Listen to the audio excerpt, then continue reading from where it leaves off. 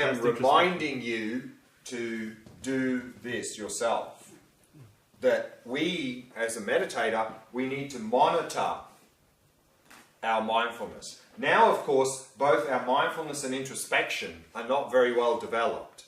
So we try to apply mindfulness, we try and hold the breath, and then after a few seconds we're completely distracted.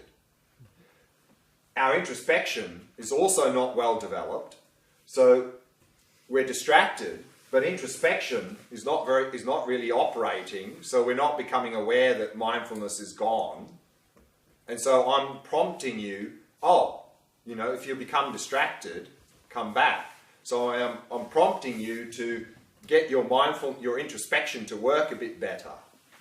But of course we need to develop introspection so that if we start to become distracted, we immediately recognize that and come back. And that we're not distracted for 5 minutes before we recognize, I'm distracted, let's come back. So I'm helping in guiding it initially to help give the right instructions on what to do, but also to help improve this by, if you're distracted, then your introspection will kick in and go, yes, I am distracted, let's come back. And this labeling that I sometimes do, is it this or that? Labeling this, a thought, an idea. Right.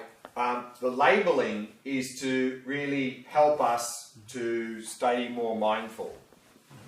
It's a little trick, but it's something that, of course, we'll need to let go of.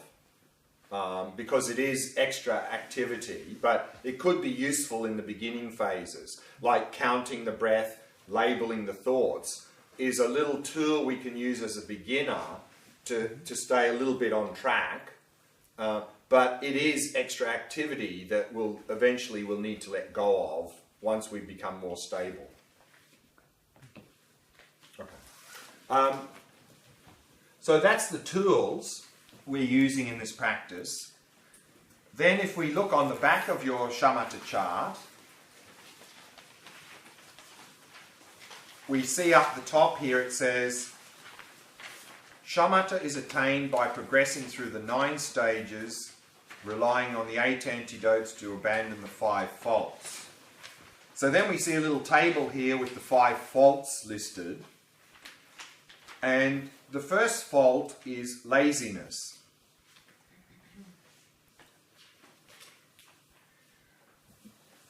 And like everything in our life,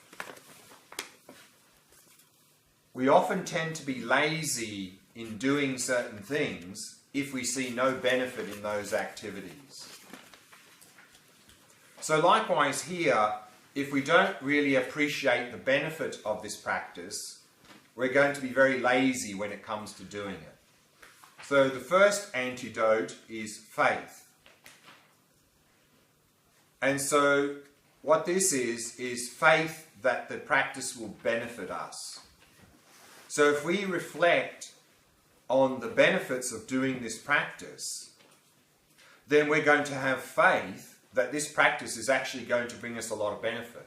So we'll have the first antidote. Then, when we have faith that the practice will benefit us, that will lead to the second antidote, aspiration. We'll want to do the practice because we see a lot of benefit. And then when we have the second antidote, aspiration, that will lead to the third antidote, effort. We'll put a lot of effort into the practice. And the more effort we put into practice, that will lead to the fourth antidote, pliancy. Pliancy here is flexibility or serviceability of body and mind. Now our body and mind are not very flexible, serviceable or pliant. We have a lot of aches and pains in the body when we're sitting. We have a lot of resistance in our mind to the practice. But as we put more effort into the practice, that will reduce. And you'll find that eventually your body will have no aches and pains in it. It won't create any problems in the meditation.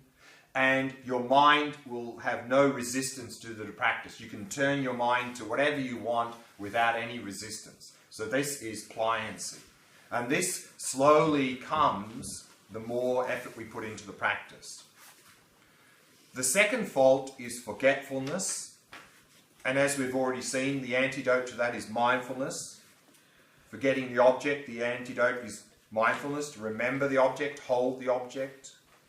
And then the next two faults, laxity and excitement. Laxity is the technical word for dullness, and excitement is the most common form of distraction. So here we're talking about dullness and distraction. So the antidote to that is introspection. So introspection is monitoring, noticing if we're falling into dullness or distraction. Then the next fault is non-application. Non-application here means that a fault has arisen, we've become dull or we've become distracted, and we don't do anything about it. That's a fault. So the antidote to that is application, which means do something about it. If you've become dull or distracted, reapply mindfulness. So that is application, to reapply the mindfulness. The last fault is over-application. Now, as a beginner, that's not so much of a problem. But that can potentially start to become a problem the more we progress in the practice. Because over-application means that in the case where we're actually focusing quite well on the object, but we still keep adjusting the focus unnecessarily. That's over-application. The antidote is equanimity. Equanimity here means balance. It means your mind is already balanced, leave it as it is. So the saying here, of course, is if it's not broken, don't fix it. So that's over-application. So these are the 5 faults in the practice. If we apply the 8 antidotes to those 5 faults, we will, as it said in the sentence above, we will progress through the 9 stages to shamatha. So we're going to briefly look at those 9 stages now. Shamatha actually is the diagram in the middle at the top, where you see the person sitting on the back of the elephant and flying through the sky. So that is symbolizing shamatha. And then we have 9 stages progressing towards that goal.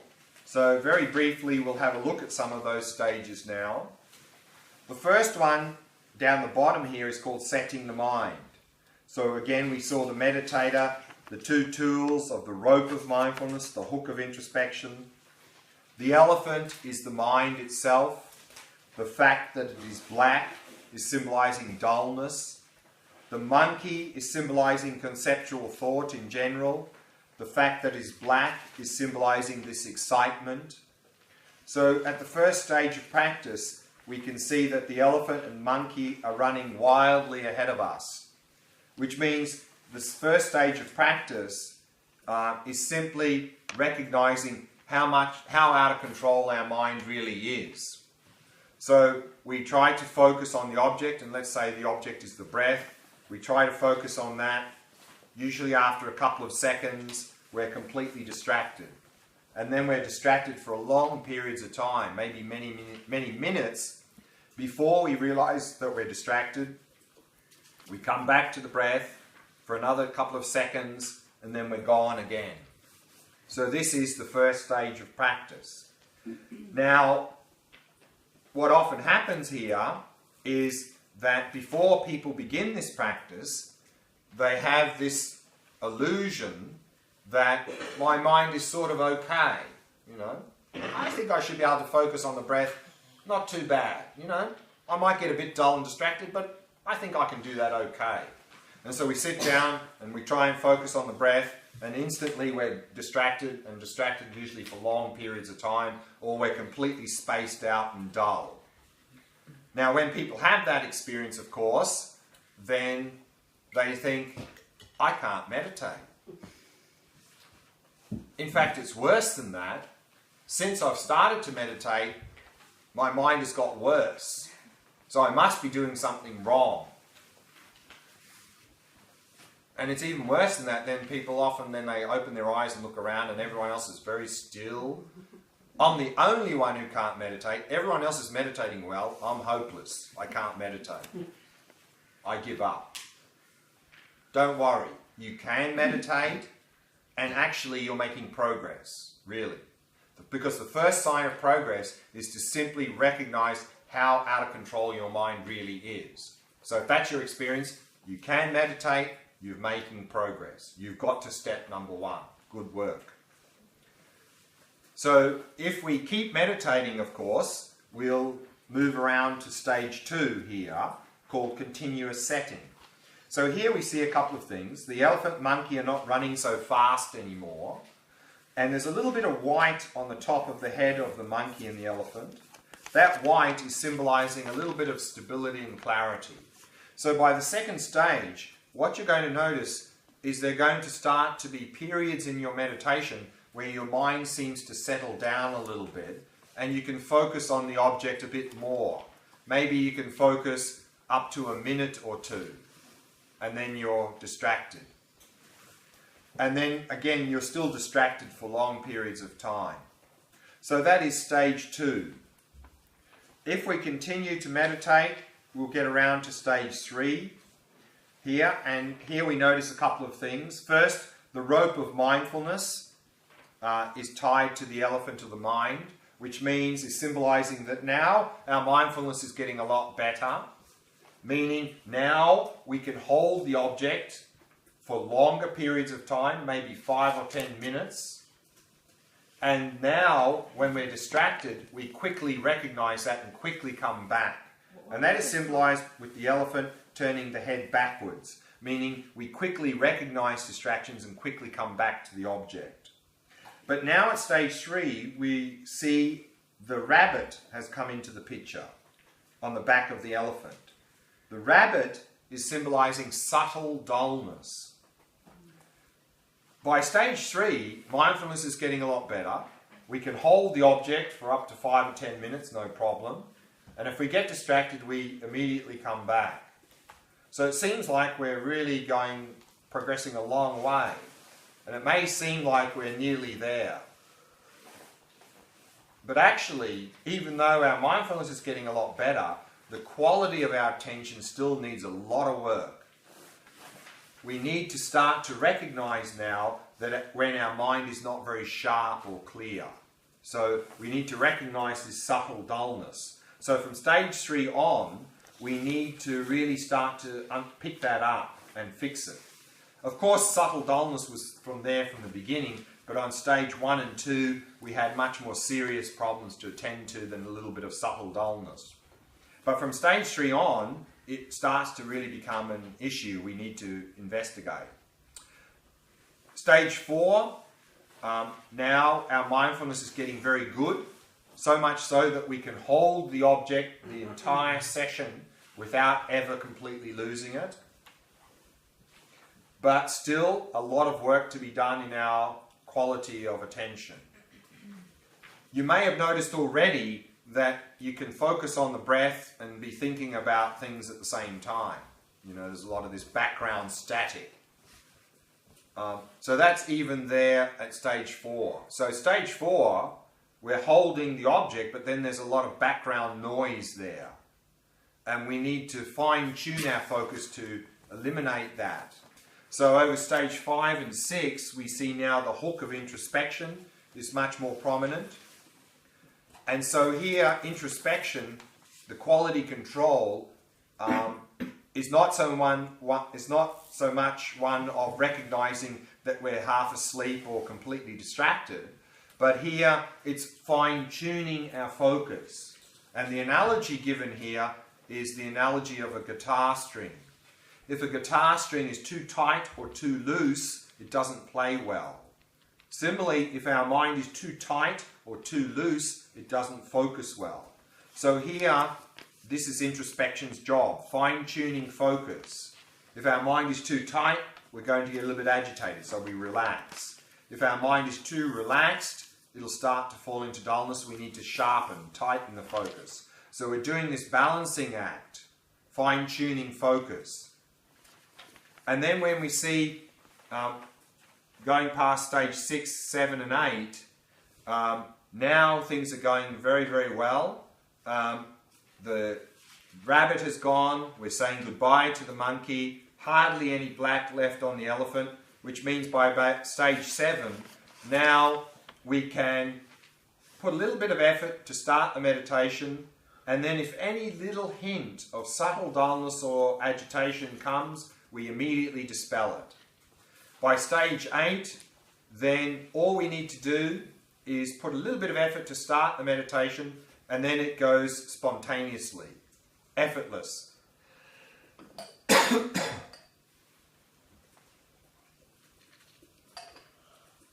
And then by stage 9 of the practice, we see them in the cave. Now the whole practice is spontaneous, effortless. And we can focus on the object in a very clear way, without any hint of subtle dullness, subtle agitation, for at least 4 hours. Still, we haven't got to shamatha. Shamatha is the next diagram, and to go from stage 9 to shamatha, what happens is a radical transformation in the body and mind. There is a radical shift in the subtle energies in the body, where they completely balance themselves, and as a result of that is generated a lot of bliss in the body and a lot of bliss in the mind. And when that settles down, then the body and mind become completely flexible and serviceable, this idea of pliancy. And that's symbolized by the person flying through the sky. That's symbolizing physical pliancy. It's said that when we achieve shamatha, our body feels light like cotton. That now our body does not create any interference in our practice. And then we have the meditator riding on the back of the elephant of the mind. That is symbolizing mental pliancy. Now our mind is serviceable, flexible, pliant, meaning we can turn our mind to whatever we want without any resistance whatsoever. So this is shamatha. Then we have one more diagram right up the top right-hand corner. We see the meditator on the back of the elephant of the mind with a sword in their right hand. This is symbolizing vipassana practice. That sword is a sword of wisdom. So we're using the sword of wisdom to cut through ignorance and mental afflictions. So on the basis of shamatha, we can effectively engage in the vipassana practice. And there we see 2 numbers, 32 and 33. If we go over the back, 32 says, the root of samsara is cut by the union of shamatha and vipassana, observing emptiness. 33, equipped with mindfulness and introspection, seek the correct view of emptiness. So therefore, on the basis of shamatha, we can now, in our vipassana practice, we can investigate the nature of reality, penetrate the nature of reality, come to realize emptiness, and thereby overcome suffering and its causes. So that is very briefly the shamatha chart. Any questions about this before we now move on to the vipassana practice? What is the man holding? What is the? The man holding his right hand. What is it? Is it a sword? Oh, in the top diagram, it's a sword. Not in the top. In the beginning, the Oh, is the hook of introspection. What is hook? Hook. A hook. Okay. So, you know, the symbolism here is that someone who's training an elephant, they use a hook to hook the elephant back. Same here, we're using the hook of introspection to bring our mind back to the object when we become distracted. I don't really feel the difference between mindfulness and introspection, because if we notice that we are distracted, this is mindfulness, no? The minute I notice. Of course, these are 2 mental factors, but of course they're not separate. And it's said that the more we develop, the more we strengthen this, the more that this automatically becomes better. Yeah? So they're not 2 individual things. We're just highlighting 2 aspects of one thing. The aspect of merely holding the object, that's mindfulness. The aspect of monitoring that is introspection. Of course, they sort of come together. Yes. In fact, in some Buddhist traditions, when they talk about shamatha and the tool, you never see this. But of course, they talk about monitoring mindfulness, but they don't identify two tools. Included in mindfulness, I think. Not the way that mindfulness is defined, but by defining this, we understand what is important in this practice. Two things are important. One is to be able to hold, and the other thing that's important is to monitor that. Of course, it sort of comes together, but just to understand that there's these two aspects to pay attention to, that's all. Yeah. Can you repeat the explanation of the word bhavana, if it fits now? Bhavana. Yeah. Bhavana, the word bhavana translates into as meditation. And bhavana simply means to cultivate or familiarize. So to meditate means simply to cultivate or familiarize ourselves with something. So that can take many forms. And so when we cultivate or familiarize, we can talk about cultivating insight. We can talk about cultivating positive qualities. And then familiarizing ourselves with those positive qualities and familiarizing ourselves with that insight. So this is bhavana or meditation. This is the meaning of bhavana. It's the word that what's translated as meditation in English. The meditations that we did, like with the tumbling and the meditation that we just did. Yeah. Are they in the shamatha or they're No. just separate from the shamatha? Yeah. And So remember, there are many types of meditation and there are many ways of categorizing meditations. The one we introduced on the first evening was to divide all meditations into two groups: stabilizing, analytical. So stabilizing meditation is shamatha, is just to develop a stable mind. And then everything else is in the analytical. And in analytical is analyze, investigate, to gain insight, to develop positive qualities, all of these things. So Glen and this emptiness meditation and all these other meditations come in that analytical group. And if we develop good shamatha, then the insight will be better at the analytical one. Yeah, I mean it's something the same in daily life. If we can focus better, which is shamatha, then it's easier to solve a complex problem at work, isn't it?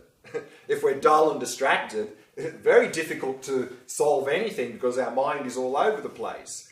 So if we develop shamatha and then we use that to investigate nature reality, of course it's going to be more effective and it's going to work better. Of course. Yeah. What's the role of the five senses in the shamatha practice, and why they're coming up only it seems like the fourth or third? Yeah. So the most common form of distraction is excitement, and excitement is where we're distracted by something pleasurable, the so-called five sense pleasures. That's the most common form of distraction. And those five sense pleasures or sense objects are symbolized here by those diagrams. Here, down the bottom, we have a bowl of fruit, so that's taste. Next to it, we have a cloth, is a silk cloth, so that's touch or tactile. Above that, we have two round objects, which are symbols, so that's symbolizing sound. And then next to it, we have a shell, a conch shell with some perfume in it, so that's smell. And then diagonally above that, we have a round object, which is a mirror, and so that's symbolizing visual form. So those are the five sense objects that are the most common form of distraction. And I think they're not, I don't think they're put in those places for any particular purpose. I don't think it's like it's the 7th or 8th stage when we let go of visual forms and so forth. So I haven't heard about any significance as to why they're placed in those particular places in the diagram. So the senses are simply a distraction, like Yeah, that's right.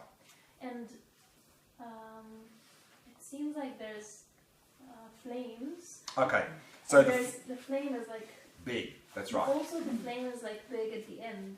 So yeah, right. So the flame, and that is number 5 here, and you can read on the back. It's basically the amount of effort we need to apply with our mindfulness and introspection. Now, of course, we need to put a lot of effort to be mindful and to observe. But as we progress,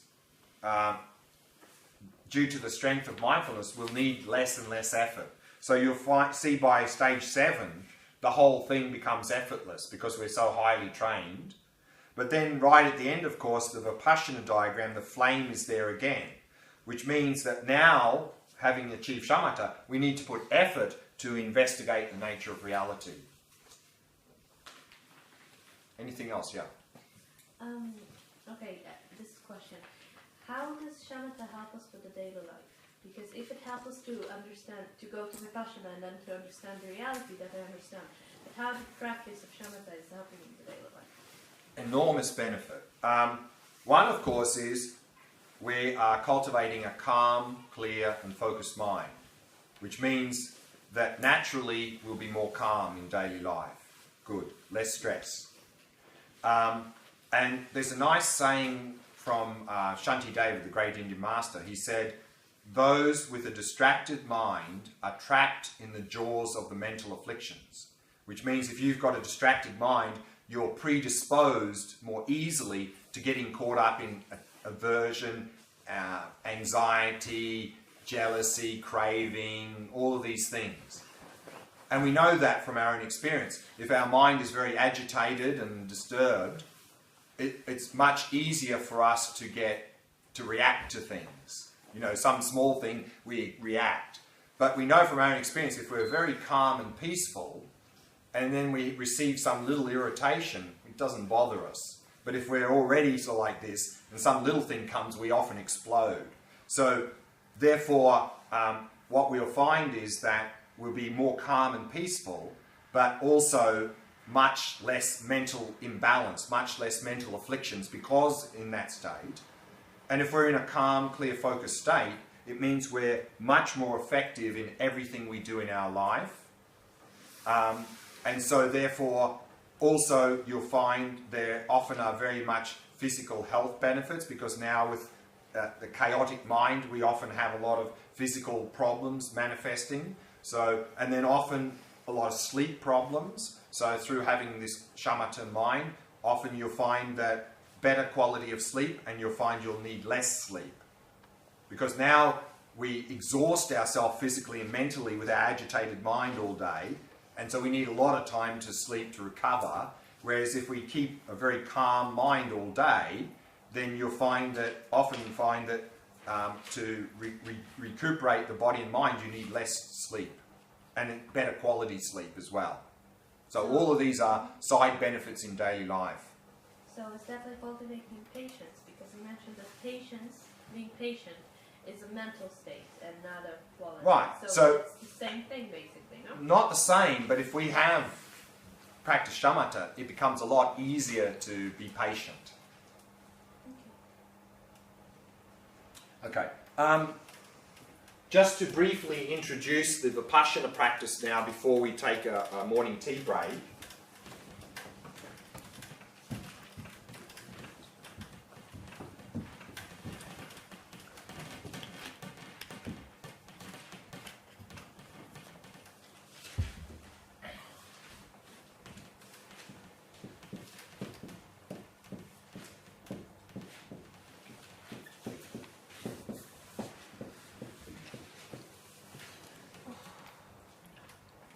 So the Sanskrit word is Vipassana, the Pali word Vipassana. And in both of those words, remember the VI means higher or superior. Passana or Passana means to see. So Vipassana or Vipassana means higher seeing, superior seeing, seeing beyond. Most often this is translated into English as insight. Gaining insight into the nature of reality. In the Four Noble Truths level of teachings, which is the basis of the Theravada traditions, the Vipassana, which is Pali, based on the Pali text, the Vipassana practice that we are to engage in to overcome ignorance and mental afflictions and achieve nirvana is to realize no self.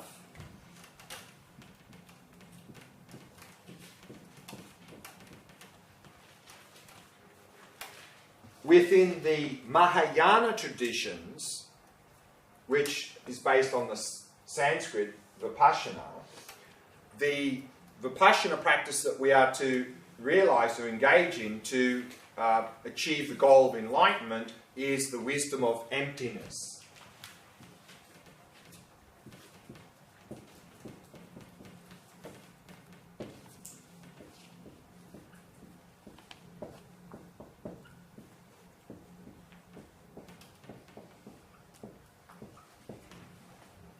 No self in Sanskrit is an-atman. An is the negation, atman is self. And emptiness in Sanskrit is shunyata. So that's what I'd like to look at this morning in terms of Vipassana practice. First, we'll look briefly at what is this wisdom of no self. And then we're going to look at this idea of emptiness, what it means and how to cultivate that. Just very briefly on this before we take a morning tea break. No self here means self is a overinflated false sense of me. So we're not saying here that there's no me, no person. There's no Buddhist tradition that says there's no me and no person. It's not a question of whether or not we exist. It's a question of how do we exist? And now, what we're saying here is that we have a false sense of how we exist. We grasp onto ourselves existing in a much more substantial way than we really exist. Now, we grasp onto this autonomous self. Sometimes it's called a self-sufficient, substantially existent self.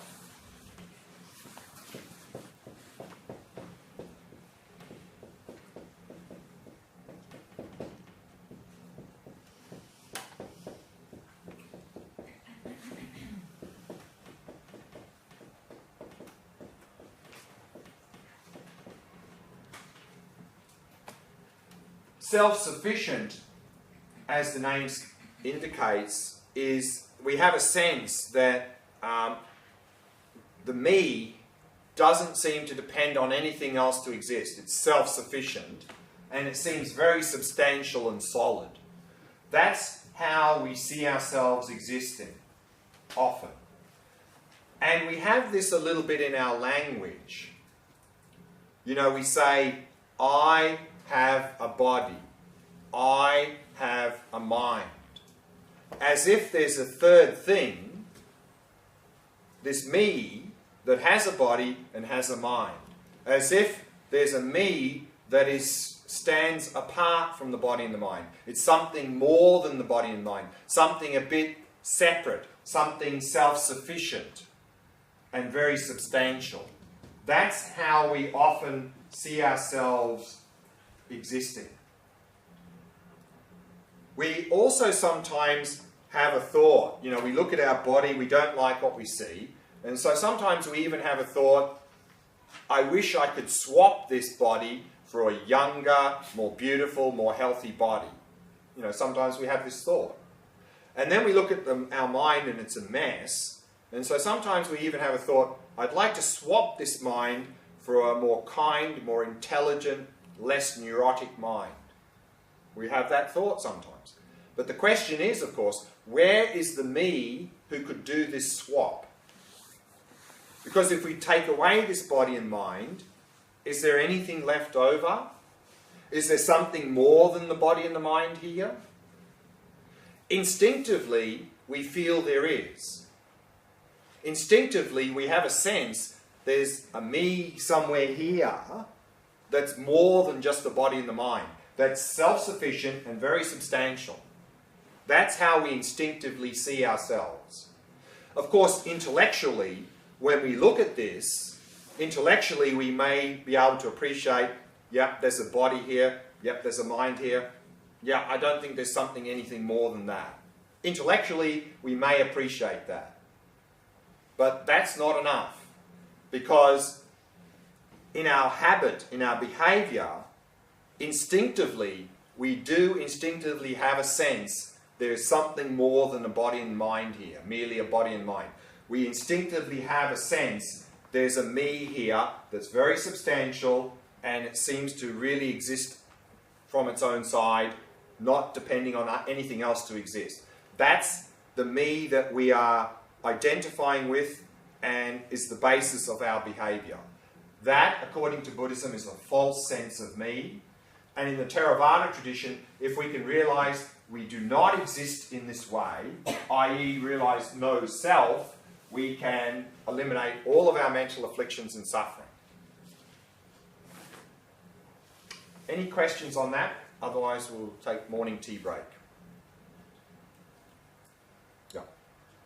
Just what is a self in Buddhism?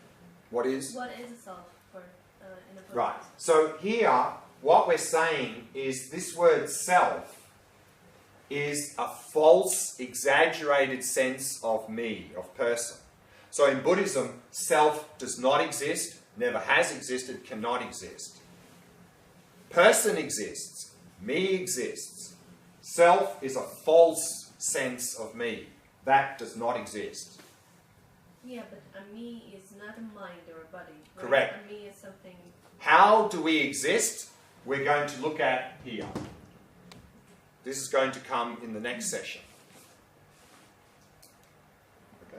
Okay, let's take morning tea break. Oh, and by the way, of course, silence is finished, so you can talk if you want in the breaks. So, tea break.